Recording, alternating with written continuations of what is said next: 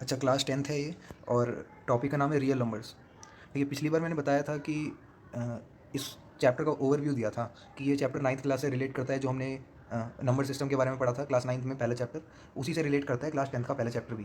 तो real numbers के बारे में हमने वहाँ पढ़ा था, है ना। तो मैंने बस उसी के बारे में बताया था कि ये सारे नंबर क्या होते हैं, real number, natural number, whole number and integer वगैरह, है ना। तो अब जो है हम इस चैप्टर को शुरू करने जा रहे हैं। तो हम क्या करेंगे, इससे पहले मैं आपको बता देता हूँ करना क्या होगा। मैं इस चैप्टर को अभी फ़िलहाल के लिए सिर्फ थ्योरी और एग्जाम्पल पे फोकस करूँगा, ठीक है। एक्सरसाइज के क्वेश्चन हम बाद में करेंगे, ठीक है। तो पहले अभी हम एक्सरसाइज पे और थ्योरी पे फोकस करेंगे। थ्योरी मतलब ये जो लिखा हुआ है इसको समझाऊंगा, ठीक है। तो आपको क्या करना होगा, पहली बात तो आपको जो एनसीईआरटी की बुक है उसमें रियल नंबर चैप्टर खोल के और ईयरफोन्स लगा के कान में जो मैं बोल रहा हूँ उसको सुनो, ठीक है। यहाँ पे स्क्रीन पे देखने की ज़्यादा ज़रूरत नहीं है, क्योंकि इससे फिर लाइट निकलती है और आँखों में दर्द भी होता है ना। तो फ़ोन से दूर ही रहेंगे, मतलब फ़ोन को छुपा के रख देंगे, उसके ऊपर किताब रख देंगे, ठीक है, जो हमारी मैथ्स की किताब है उसमें रियल नंबर्स खोल देंगे। और जो जो मैं बोलूँगा वो दिख रहा होगा तुम्हें, जैसे यहाँ पे लिखा है ना, इन class 9th you begin your exploration, है ना। तो वो तुम्हारी बुक में भी लिखा होगा सेम टू सेम। तो मैं बस इसमें से देख के पढ़ के सुनाऊंगा तुम्हें, और तुम्हें समझना है, ठीक है, जो मैं बोल रहा हूँ। समझाता भी जाऊँगा साथ साथ और बोलूँगा भी, जिससे कि आपको पता चले कि ऐसे समझो कि हम लाइन वाइज चल रहे हैं, ठीक है। तो बिना ज़्यादा टाइम वेस्ट करे शुरू करते हैं। तो चैप्टर का नाम है रियल नंबर्स, ठीक है। तो in class 9th you begin your exploration of the world of real numbers and encountered irrational numbers. We continue our discussion on real numbers in this chapter, ठीक है। तो 9th क्लास में हमने irrational number के बारे में जाना था, जो कि नॉन टर्मिनेटिंग नॉन रिपीटिंग होते हैं, है ना, जैसे 5 हो गया। तो इस बार हम क्या देखने वाले हैं, रियल नंबर्स के बारे में बात करेंगे। और रियल नंबर्स यानी सारे ही नंबर आ जाते हैं रियल में, जितने भी हमने आज तक पढ़े हैं, ठीक है। तो we begin with two important properties of positive integer in section 1.2 and 1.3, namely Euclid division algorithm and fundamental theorem of arithmetics, ठीक है। तो ये दो इंपॉर्टेंट थ्योरम्स के बारे में हम देखने वाले हैं, जो कि इंटीजर्स की प्रॉपर्टी को डिफाइन करेगी। उनमें से पहली है यूक्लिड डिवीजन एल्गोरिथम, ठीक है। पहले तो अभी शुरू शुरू में क्या है कि आपको जैसे मैं पढ़ पढ़ के सुनाऊंगा तो फिर ऐसा लगेगा कि भाई वही है, बेकार सा लग रहा है ना। मगर आगे जब आप इसके एग्जाम्पल देखोगे, जब क्वेश्चन समझोगे, तो आपको सब ज़्यादा समझ में आएगा, ठीक है। तो यूक्लिड डिवीजन एल्गोरिथम क्या होता है, as the name suggest, has to do with divisibility of integer, ठीक है। डिवीजन हो रहा है तो डिविजिबिलिटी, है ना, डिवीजन मतलब डिवाइड वगैरह हो रहा है कहीं ना कहीं। तो state simply it says an positive integer A can be divided by another positive integer B in such a way that it leaves a remainder R that is smaller than B, ठीक है। बहुत simple सी बात कहता है, बहुत simple सी। अगर पूछा जाएगा कि यूक्लिड डिवीजन एल्गोरिथम क्या कहता है, तो आपको बोलना है कि आपको बोलना है, यानी आपको पता होना चाहिए, है ना। तो याद रटने की जरूरत नहीं है इसको। अगर एक इंटीजर ए है, ठीक है, उसको डिवाइड करा जाए बी से, तो जो रिमाइंडर आएगा ना, वो हमेशा छोटा होगा बी से। ध्यान देना, ना मैं बराबर कह रहा हूँ ना मैं बड़ा कह रहा हूँ, मैंने पिछली बार भी बताया था। ना मैं बराबर कह रहा हूँ ना बड़ा कह रहा हूँ, छोटा कह रहा हूँ। एग्जाम्पल देता हूँ, ठीक है। मैंने 7 को डिवाइड कर रहे हैं 3 से, ठीक है। तो 3 2 जा 6, तो रिमाइंडर 1 आ गया, है ना। अब 1 जो है वो 3 से छोटा है। तो वही बात है कि रिमाइंडर जो होगा या तो 0 होगा या 1 होगा या 2 होगा, 3 भी नहीं हो सकता। समझ में आया? ये मैंने पिछली बार भी बताया था आपको। आगे बढ़ते हैं। Many of you have probably recognize this as usual long division process. Although this result is quite easy to state and understand, it has many applications related to divisibility property of integers. We touch upon few of them and use it mainly to compute HCF of two positive integer, ठीक है। तो हम क्या करेंगे, HCF निकालने के लिए देखा हमने एप्लीकेशन इसकी, ठीक है। तो जब भी इसमें सिंपल है कि डिवाइड करने की बात हो रही है, लॉन्ग डिवीजन प्रोसेस की बात हो रही है।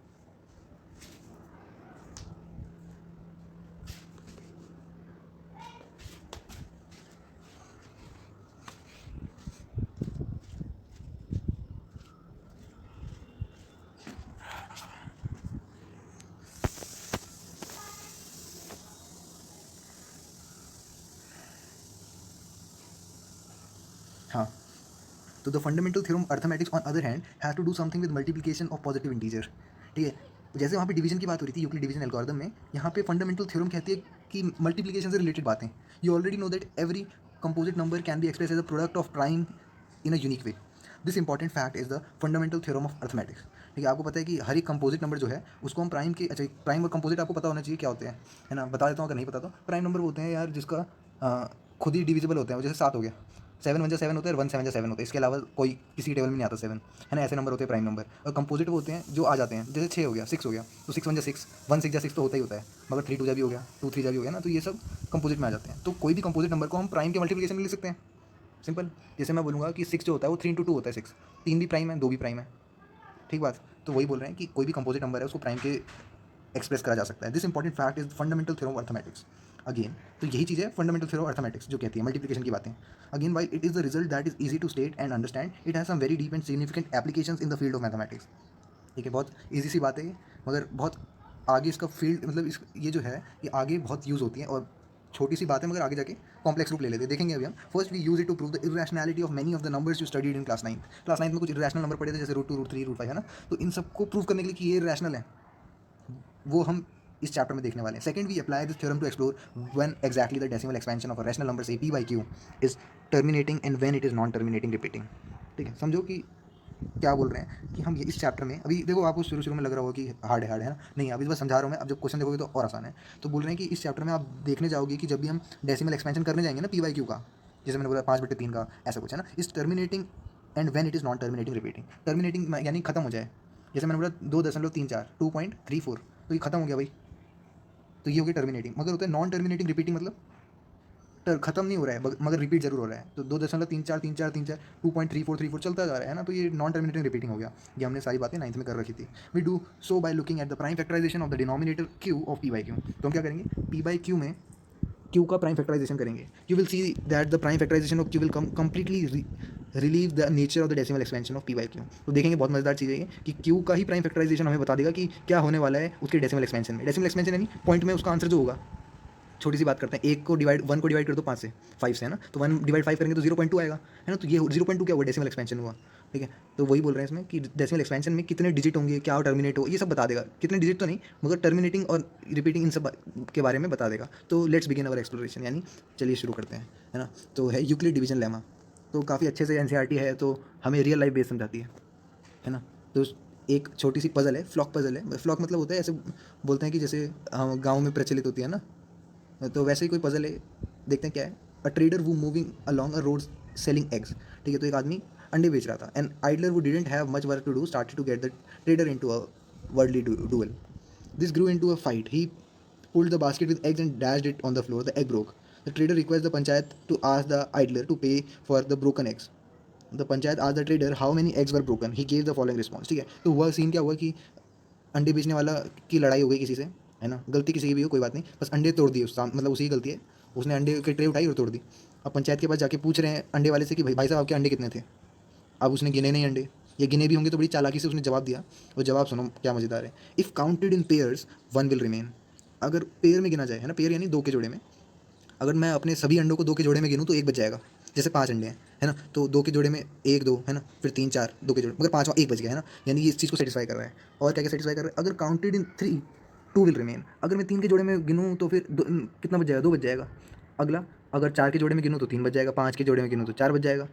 हो क्या रहा है, एक एक कम हो रहा है। 2 के जोड़े में गिन रहा था तो 1 बच रहा था, ऐसे करके 6 के जोड़े में गिनूँ तो 5 बचता है, और 7 के जोड़े में गिनूँ, हाँ, तो यहाँ पे रुक गया। If counted in sevens nothing will remain. एक बात तो समझ में आ रही है कुछ कुछ कि अगर 7 के जोड़े में गिनूँ तो कुछ नहीं बचेगा। सोचो क्या होगा।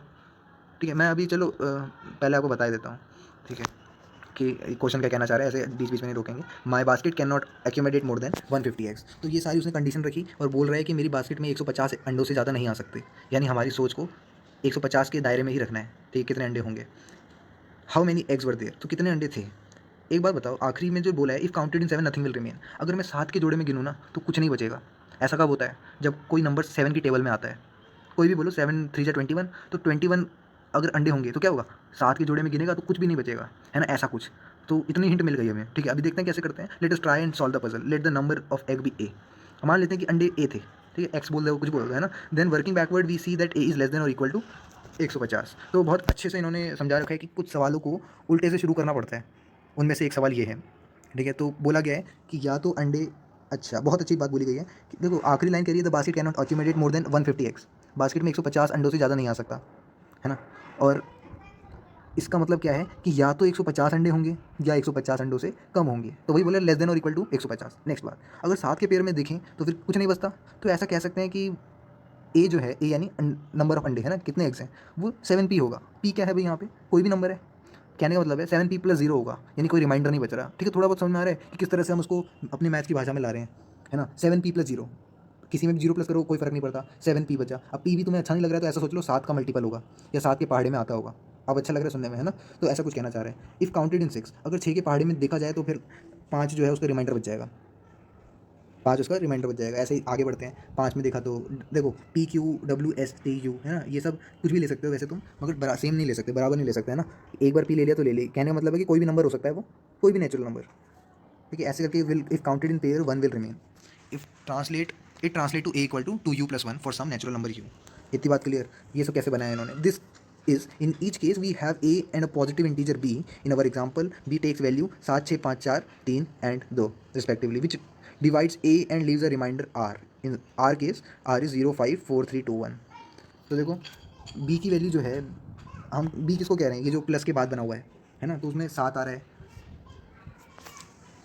6 आ रहा है, 5 आ रहा है, 4 आ रहा है, 3 2 आ रहा है ना। तो इसका मतलब ये है कि अगर ये मतलब p के साथ में जो है ना 7 ही है, w के साथ में जो है ये सब b है, ठीक है।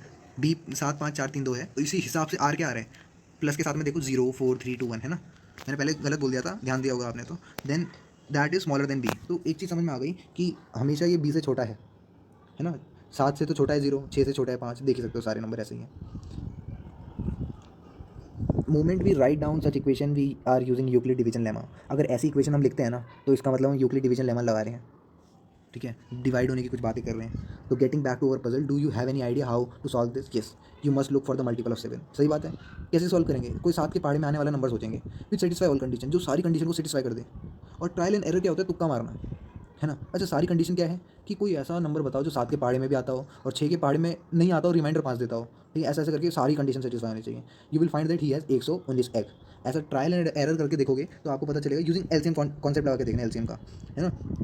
तो आपको पता चलेगा कि 119 एग आएंगे। In order to get a feel for the Euclid division level, let's consider the following pairs, ठीक है। क्या क्या पेयर है? 17 6 5 12 20 4। Like we did it in example, we can write the following relation for each pair. तो 17 जो है, 17 को कैसे लिख सकते हैं हम? 6 दूनी 12 जमा 5, है ना। 17 इज इक्वल टू 6 × 2 + 5। तो 6 goes into 17 twice and leaves a remainder of 5। कितनी अच्छी बात बोली है। देखो, जब किसी चीज़ को, किसी इक्वेशन को प्लेन भाषा में लिख दिया जाता है तो प्रॉब्लम का नाम हो जाता है ना। और ऐसी स्टेटमेंट्स को समझना मुश्किल हो जाता है। तो ध्यान से देखो इसमें कि 6 गोज इंटू 17 ट्वाइस, ट्वाइस मतलब 2 टाइम्स। 6 17 बन जाता है दुगना करने पे, और रिमाइंडर बचता है 5। समझ आया? रिमाइंडर जोड़ देंगे, ठीक है। 5, देखो this relation hold since 12 is larger than 5। 12 जो है बड़ा है 5 से, तो 12 0 0 ही करना पड़ेगा, ठीक है। ये सारी बातें हैं। तो एक चीज़ हमें समझ में आ गई, for each pair of positive integer A and B we have found वो numbers Q and R satisfying the relation. क्या रिलेशन है? A equal to B Q plus R. इस रिलेशन को आगे बहुत काम आएगा ये, ठीक है। तो A is equal to B Q plus R, इस चैप्टर में A equal to B Q plus R काम आएगा बहुत, ठीक है। आपको पता होना चाहिए बी क्या है, आर क्या है ना। जैसा कि मैंने तुम्हें पहले ही बताया था कि आर मतलब रिमाइंडर, क्यू मतलब क्वेश्चन होता है, ए मतलब क्या होता है डिविडेंट, बी मतलब डिवाइजर, ठीक है। आगे बढ़ते हैं थ्योरम 1.1 पे, यूक्लिड डिवीजन लेमा। अगेन दोबारा से समझा रहे हैं यूक्लिड डिवीजन लेमा को। तो given positive integer A and B, there exist unique integer Q and R satisfying A equal to B Q plus R, comma 0 smaller than equal to R smaller than B है, ठीक है। यही चीज़ डरा देती है बच्चों को, ठीक है। पहली बात तो तुम्हें कॉमा के बाद जो लिखा हुआ है, ये इनइक्वालिटी कहते हैं इसको। ये जो ग्रेटर देन लेस देन का साइन दिख रहा है ना तुम्हें, ये बहुत इंपॉर्टेंट है। अगर तुम बोल दोगे कि ए बी ये सब बोल दोगे तुम और ये लिखना भूल जाओगे तो काम खत्म। देखो आर दिख रहा है, मैं समझाता हूँ क्या कह रही है, ठीक है। ध्यान से देखना, आर जो है वो 0 से छोटा, 0 से बड़ा या बराबर होगा, ठीक है। जिसका जैसे जिसकी तरफ चोंच खुली होती है ना, वो बड़ा होता है ना। ऐसे समझ सकते हो तुम। तो आर जो है वो 0 से बड़ा है और बराबर है, और बी से छोटा है, बराबर नहीं हो सकता। ये बात समझ में आनी चाहिए। इतनी सी ये इक्वेशन इतनी बड़ी बात बोल रही है, ठीक है। This result was perhaps known for long time but was first recorded in book. अच्छा, ये रिजल्ट जो था वो बहुत पहले से ही पता था, मगर किताबों में नहीं छपा था। तो यूक्लिड एलिमेंट्स की किताब में छपा था, तो यूक्लिड डिवीजन एल्गोरिथम कह लिया गया ये, ठीक है। ये थे हमारी क्या बोलते हैं, इन्होंने क्या बोला, an algorithm is a series of well defined steps which gives a procedure for solving a type of problem. Algorithm क्या होती है? कभी कोई बोलेगा, जैसे मैं बोलूँगा कि चाय बनाने की एल्गोरिथम बताओ, पहले पानी गर्म करें और वगैरह वगैरह, है ना। तो ये एल्गोरिथम क्या होगा, एक स्टेप बाय स्टेप, जैसे हम बोलते नहीं है कि रेसिपी बताओ, रेसिपी है ना खाने के लिए, वैसे ही एल्गोरिथम होते हैं। एक तरह से उस चीज़ को बनाने की एल्गोरिथम ही बता रहे हैं हम, है ना। तो the word algorithm come from the name of 19th century Persian mathematician Al Khwarizmi, ठीक है। अल-ख्वाज़िम की, अच्छा मैं ये सब क्यों पढ़ा रहा हूँ, है ना, ये वाला डब्बे की चीज़ें, क्योंकि क्या होता है ये जानना जरूरी होता है, तब वहीं से इंटरेस्ट आता है, ठीक है। अगर नहीं नहीं अगर स्किप कर सकते हो, ठीक है, आगे बढ़ जाना, कोई दिक्कत नहीं।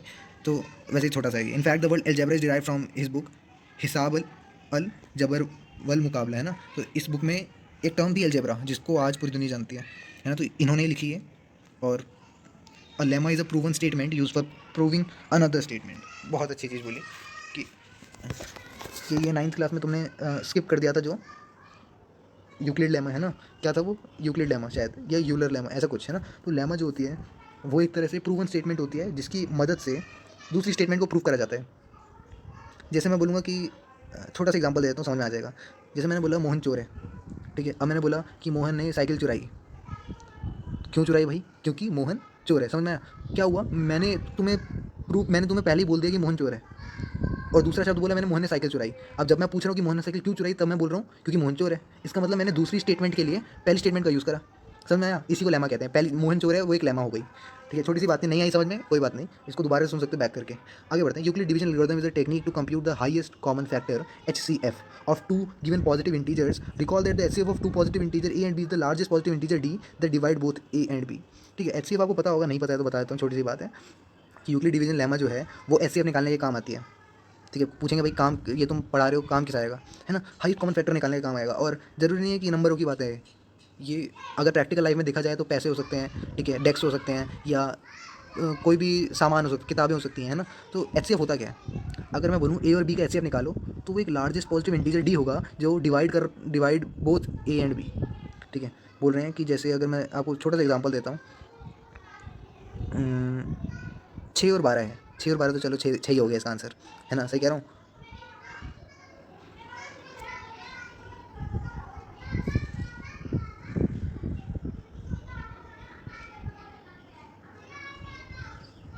हाँ हाँ, जैसे 2 और 3 है तो आंसर क्या हो जाएगा? 6 हो जाएगा। देखो आगे समझो। Let us see how the algorithm work through an example first. Suppose we need to find the HCF of integer 455, 455 and 42। We start with the largest integer that is 455, then we use Euclid lemma. ठीक है, lemma बोल दिया क्योंकि ये proven fact है, समझ में आया? तो शुरू कैसे करेंगे, मेरे को निकालने हैं 455 और 42 का HCF। तो शुरू में क्या करेंगे, इन दोनों में से बड़ा कौन है? 2 नंबर है आपके पास, इन दोनों में से बड़ा कौन है? 455 है। तो हम 455 को कुछ इस तरह से लिखेंगे कि उसमें 42 जो है वो B आ जाए। देखो A equal to B Q plus R याद आ रहा है? इसमें A तो 455 है, B 42 है, Q 10 है और R जो है 35 है। डिवाइड करके देखोगे तो आपको पता चल जाएगा, है ना? जगह आपको पता है कहाँ कहाँ होता है। Now consider the divisor 42 and the remainder 35 and apply division lemma to get 42 equal to 35 into 1 plus 7। क्या हुआ ये? अब मैंने डिवीजर लिया। डिवीजर समझो, डिवीजर क्या होता है? B, है ना? A equal to B Q plus R में B जो होता है वो डिवीजर होता है। 42 इक्वल टू 35 इंटू 1 प्लस 7 कर दिया। 35 की टेबल से जा रहा था, है ना? और मतलब 35 की टेबल से भेजना है, जाए ना जाए कोई दिक्कत नहीं। मतलब मैंने क्या लिया, बी और आर को साथ में ले लिया। बी क्या है यहाँ पे? अब ए बन गया है ना? पहले 42 था वो इस साइड आ गया है, और जो 35 रिमाइंडर था वो इस साइड आ गया है। अब तुम सोचो कि 35 में 1 से मल्टीप्लाई कर रहे हो फिर 7 जोड़ रहे हो, तुम्हें कैसे पता चला ये सब करना है? तो डिवाइड करके देख लो भाई, है ना? 35 को डिवाइड कर दो 42 से, तो जो 35 बन जाए 35, और 42 से माइनस करने के बाद 7 रिमाइंडर आ जाएगा, है ना? तो आपको पता होना चाहिए, तो छोटी सी बात है। आगे बढ़ते हैं। अब 35 को ले लिया मैंने डिवीजर, और रिमाइंडर था हमारा 7, उसको हमने आगे बढ़ा दिया। ठीक है, तो क्या वो 35 बटू 7 5 35 और 0 रिमाइंडर आ गया। Apply the division lemma to get this. अच्छा, अब देखो रिमाइंडर 0 आ गया है। अब आगे हम नहीं बढ़ सकते, बढ़ के दिखाओगे तो 0 का 0 ही रहेगा। ठीक है, notice that the remainder has become 0, we can not proceed any further, we claim that the HCF of 455 and 42 is the divisor at the state. तो अब क्या हुआ, 455 और 42 का डिवीजर जो हो गया वो 7 हो गया। You can easily verify this by listing the factors of this and that. Why does the method work? It work because of the following result. अच्छा, पहली बात तो अगर आप HCF निकालोगे ना इन दोनों का, इन दोनों नंबर का, तो आंसर आ जाएगा 7। 7 कैसे आया?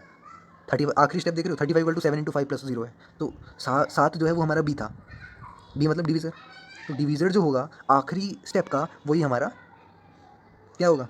आंसर होगा। तो एक तरह से हमें HCF पता चल गया कि 7 है। अब कैसे है जो आप करके देख सकते हो। 455 के सारे फैक्टर लिख दो, 42 के सारे फैक्टर लिख दो, जो हाईएस्ट होगा वही हमारा 7 होगा। ठीक है, अच्छा एक ये मेथड काम क्यों करता है? तुम अच्छा, अच्छी बात पता है क्या है? ये फास्ट मेथड है बहुत, है ना? ऐसा ऐसा काम क्यों करते हैं कि इधर से उधर चीज़ों को खिसका दो और आखिर में हमारा HCF आ गया, पता नहीं कैसे, है ना? तो इसको समझो कि so let us state Euclid division algorithm clearly. अब मैं स्टेप वाइज बताने वाला हूँ, ठीक है? आपको देखो अभी मैं सिर्फ बातें कर रहा हूँ, एग्जांपल नहीं बता रहा हूँ, है ना? तो ऐसे नहीं सोचना है कि क्या लिखेंगे पेपर में। पहले तो पेपर का सोचो ही मत अभी, है ना? पहले चैप्टर को समझो पहले, है ना? जो ना है पूछ लेना। To obtain the HCF of two positive integer say C and D with C greater than D। समझ रहे? C क्या है यहाँ पे? जैसे 455 42 में 455 बड़ा था, तो वैसे ही C बड़ा है D से। Follow the step below. क्या करो तुम? यूक्लिड डिवीजन लेमा लगा दो C और D में, तो हमें पता चल गया we find whole numbers Q and R such that C equal to DQ plus R, 0 smaller than equal to R smaller than D। तो अगर हम, अच्छा ये बात तुम्हें समझ में आ गई? यहाँ C equal to DQ plus R कर रखा है, जो कि मैंने तुम्हें A equal to BQ plus R बताया। कुछ भी बोलो भाई, है ना? मगर बात वही रहनी चाहिए। रिमाइंडर देख रहे हो, 0 के बराबर हो सकता है और बड़ा हो सकता है, मगर D से हमेशा छोटा रहेगा। अच्छा अगर रिमाइंडर जीरो आ गया, देख लो आखिरी स्टेप में 35 equal to 7 into 5 plus zero हो गया था ऊपर वाले क्वेश्चन में। तो अगर रिमाइंडर जीरो आ गया तो D is the H C F of C and D. समझ में? डी जो है वो ऐसे हो जाएगा। अगर रिमाइंडर जीरो नहीं आया तो डिवीजन लेमा लगा दो डी एंड आर में दोबारा से, और ये प्रोसेस तब तक चलता रहेगा जब तक रिमाइंडर जीरो ना आ जाए। The division at this stage will be the required H C F, और इस टाइम पे जो डिवीजन होगा वही हमारा एच सी एफ होगा। ठीक है, 2 और 3 का एच सी एफ होता है 1, और 6 और 12 का 6 होता है। ठीक है, मैंने ऊपर आपने ध्यान दिया हुआ तो मैंने कुछ गलत से बोल दिया था। ठीक है, मुझे भी ध्यान नहीं है, बस आप समझ गए ना क्या होता है। तो this algorithm works because H C F C comma D equal to H C F D comma R, where the symbol C comma D denote the H C F of C and D. जैसे मैं बोल रहे हैं कि जैसे मैं आपको एक छोटा सा एग्जांपल देता हूँ इसमें। देखो, पेपर में चीटिंग चल रही थी, ठीक है, होता ही ऐसा। अब पहली डेस्क पे जो बच्चा बैठा है उसका पेपर जो है वो दूसरी डेस्क वाला छाप रहा है, दूसरे का आगे की डेस्क और कोने की डेस्क तक छापने पे लगे हैं सारे एक दूसरे का पेपर, और सारा पेपर जो छापा जा रहा है वो पहली डेस्क वाले का छापा जा रहा है। ठीक है, तो हम असल में क्या कर रहे हैं, हम आखिरी वाले डेस्क के बच्चे को बोल रहे हैं कि बेटा तो फेल हो गया। ठीक है, तो अभी देखो इतना बड़ा नंबर था हमारे पास, 445 और 455 और 42 बड़े बड़े नंबर थे, तो हमने आखिरी वाले डेस्क को बोल दिया बेटा तो फेल हो गया। इसका मतलब क्या है कि इससे पहले वाला डेस्क भी फेल हो गया। इसका मतलब क्या है, पहले वाला ऐसे कर करके जब तक हम पहली डेस्क पे नहीं आ जाते ना, समझ में आ रहा है, जब तक हम छोटे से छोटा नंबर नहीं लाते, जब तक रिमाइंडर जीरो नहीं लाते,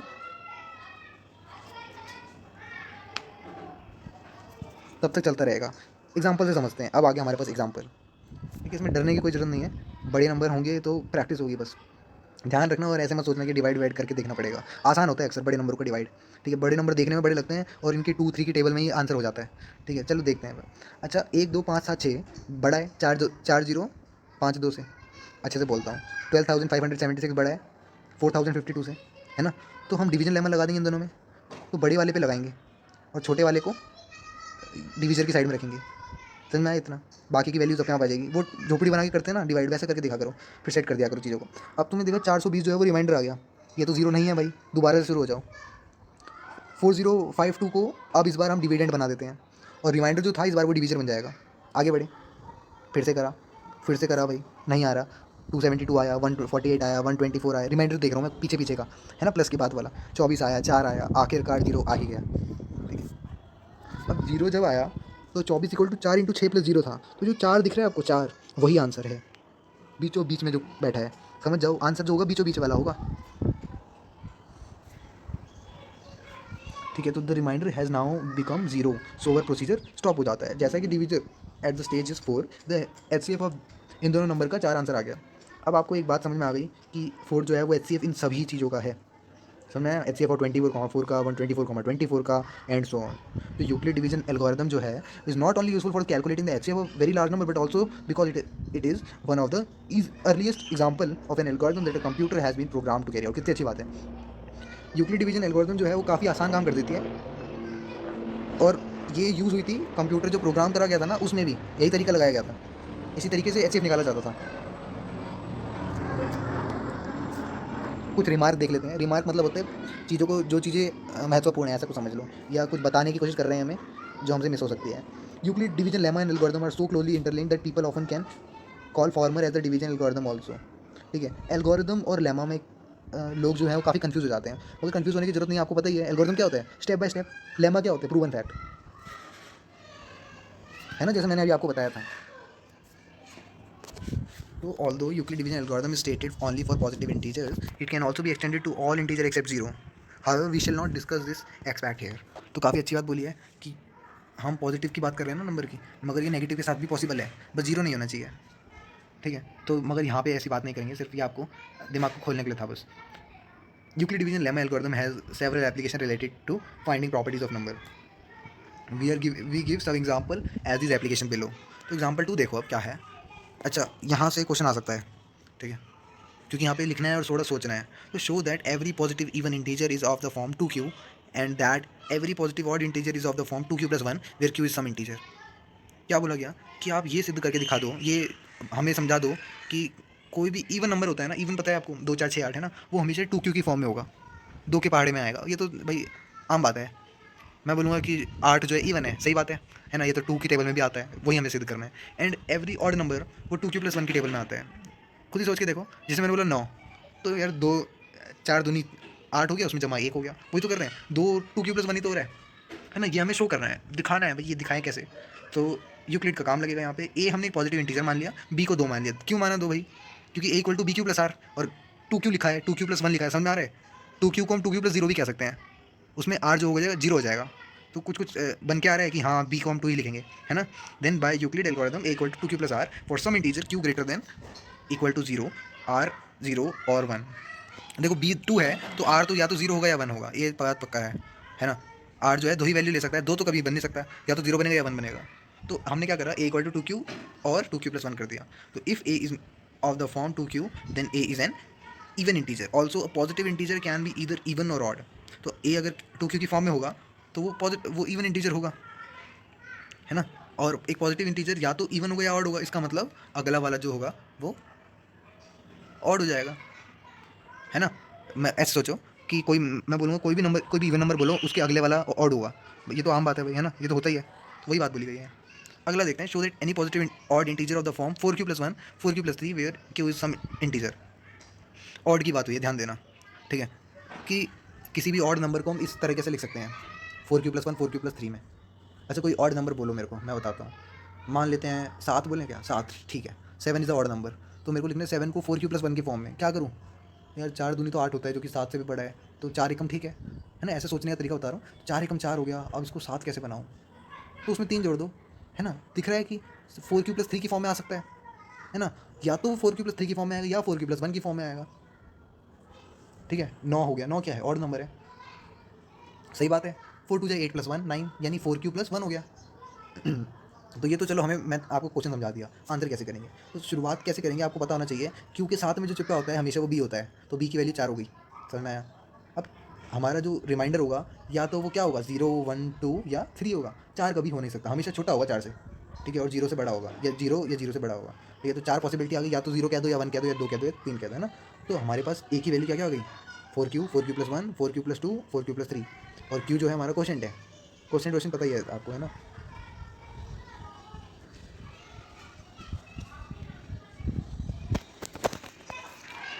तो आपको एक बात समझ में आ गई कि ए जो है हमारा ऑड है, और ए कैन नॉट बी 4 क्यू और 4 q plus 2।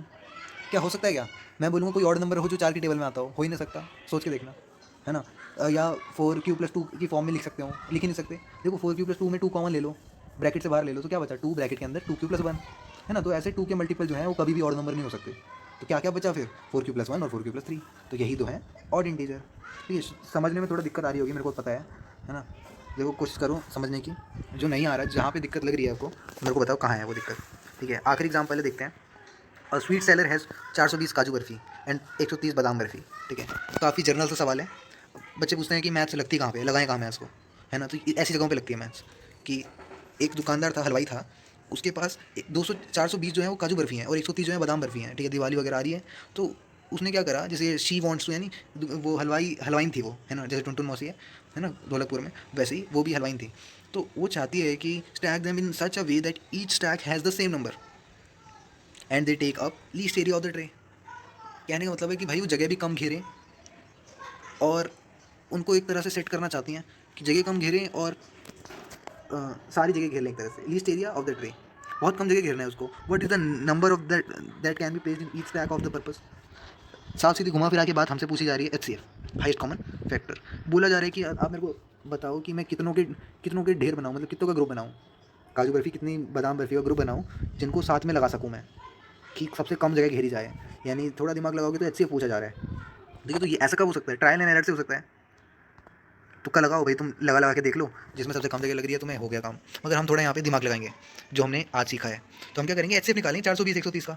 Then this number will give the maximum number of barfi in each stack and the number of stack will then be least, ठीक है। तो हमें क्या करेंगे, HCF निकालेंगे, और वो जो स्टैक होगा, जो आंसर आएगा, वो मिनिमम नंबर ऑफ बर्फी होगी एक लाइन में कितनी लगानी है, ठीक है। ऐसे सोचो, ट्रे देखी होगी आपने हलवाई के पास, है ना, उस ट्रे में बर्फ़ी लगानी है और मेरे को सबसे कम से कम बर्फ़ी लगानी है, ठीक है। तो हम क्या करेंगे, HCF निकालेंगे। तो 420 इक्वल टू क्यों लिखा, क्योंकि 420 और 130 में 420 बड़ा है, ठीक है। फिर बाकी कहानी आपको पता है, जब तक रिमाइंडर जीरो ना है करते जाओ। तीसरे स्टेप में आ गया, अगर आप लकी हो गए तो तुरंत आ जाएगा, है ना। तो यहाँ पे जल्दी आ गया। तो इसका मतलब क्या हुआ कि HCF जो है वो 10 निकला। अब बच्चे क्या करते हैं, यहीं पे आंसर छोड़ देते हैं 10 लिख के। नहीं भाई, 10 तो आंसर है, हम तो जानना चाहते हैं कि कितनी बर्फ़ी लगानी है। तो स्पष्ट भाषा में लिखो कि स्वीट सेलर को 10 बर्फ़ियों का स्टैक, यानी एक तरह से झुंड कह सकते हैं ना, 10 बर्फ़ियों का ग्रुप बनाना है, दोनों दोनों तरह की।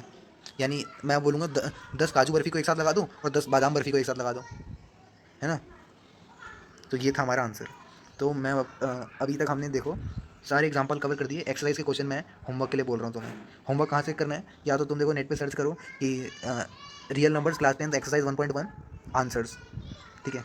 ऐसा कब करना, तुम एक बार क्वेश्चन पढ़ लेना, उसके बाद देखना, ठीक है। आसानी से बायजूस हो गया, वेदांतु हो गया, ये सब तुम्हें आंसर दे ही देंगे, है ना। तो वहाँ से समझने की कोशिश करना, वरना नेक्स्ट क्लास में वो आंसर देंगे ही तुम्हें, है ना। मतलब समझा दूंगा मैं तुम्हें किस तरह के आंसर हैं वो, है ना।